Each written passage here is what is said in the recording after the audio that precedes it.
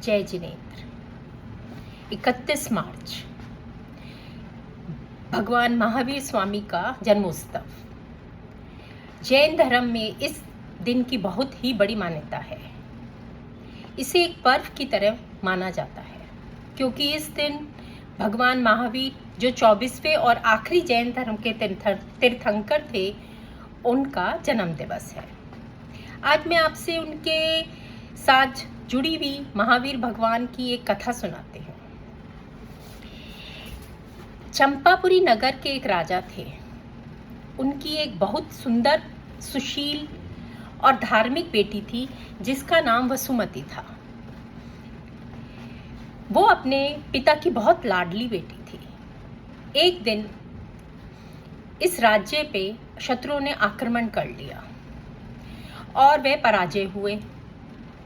राजा की उस सुशील बेटी को उनके शत्रु बंदी बना के ले गए। कुछ समय बाद उन्होंने उनकी उस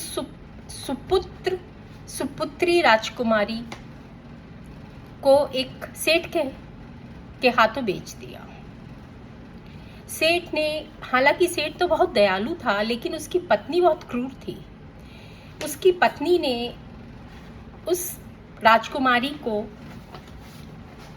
ऐसे बंदी बना के रखा, उसके बाल कटवा दिए, उसको बेड़ियों से झटका, उसको एक अंधेरे कमरे में बंद कर भूखा प्यासा रखा। पर तब भी, और उस सेठ ने उसका नाम चंदन माला रख दिया। लेकिन उस राजकुमारी ने अपने धैर्य नहीं छोड़ा, ना ही उसने अपनी भगवान के प्रति भक्ति छोड़ी। वे उस अंधेरे कमरे में बैठी हुई दिन रात भगवान की प्रार्थना करती रहती थी। उधर भगवान महावीर ने एक ऐसा प्रण लिया था कि वो भोजन तभी ग्रहण करेंगे कि अगर उनकी कुछ शर्तें नियम थे। उसमें से एक ये था कि एक स्त्री जो राजकुमारी हो मगर दासी बनी हुई हो, जिसके बाल कटे हुए हों, जो बेड़ियों में जकड़ी हुई हो, और फिर भी वो श्रद्धा भाव से उनको भोजन अर्पित करे। भगवान की इस शर्तों को भक्त दिन रात इधर उधर खोजते थे, मगर इस तरह की उनकी शर्तों के ऊपर पूर्ण उतरने वाली कोई ऐसी युक्ति उनको नहीं मिली।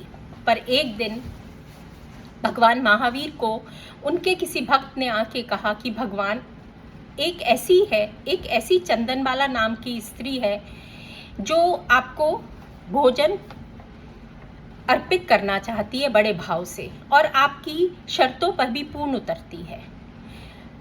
तब भगवान महावीर उससे भोजन ग्रहण करने के लिए राजी हुए।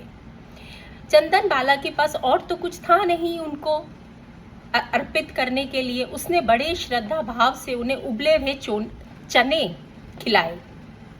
भगवान बहुत प्रसन्न हुए। जो भगवान 5 महीने 25 दिन से भूखे थे, उनकी आत्मा उस उबले हुए चनों से ही तृप्त हो गई। इस भक्ति भाव से चने खिलाने के बाद और भगवान को भोजन अर्पित करने के बाद चंदनमाला को मुक्ति प्राप्त हुई और वो जैन धर्म की पहली साध्वी माने जाने लगी।